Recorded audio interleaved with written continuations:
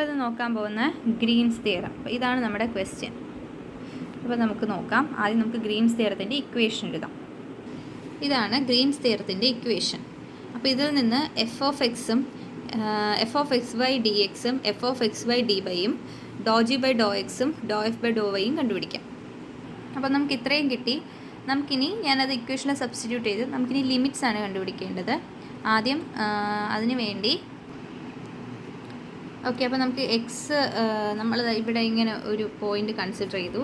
ഇതിൽ ഇവിടെ വന്നിട്ട് വൈ ആക്സിസ് 0 ആണ്. ഇവിടെ നമ്മൾ കണ്ടുപിടിക്കുമ്പോൾ നമുക്ക് y = 2x എന്ന ലൈൻ കിട്ടും. പിന്നെ x 0 to 1 ആണെന്ന് മനസ്സിലായി. ഓക്കെ. അപ്പോൾ അത് നമുക്കിവിടെ സബ്സ്റ്റിറ്റ്യൂട്ട് ചെയ്യാം. അപ്പോൾ സബ്സ്റ്റിറ്റ്യൂട്ട് ചെയ്തിട്ടുണ്ട്. നമുക്കിനി ഇൻ്റഗ്രേറ്റ് ചെയ്യാം.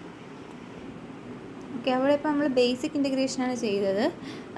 Just x⁻n is equal to integral x⁻n is equal to integral x⁻n + 1. അപ്പോൾ നമുക്ക് ലാസ്റ്റ് ആൻസർ 1/2 കിട്ടി.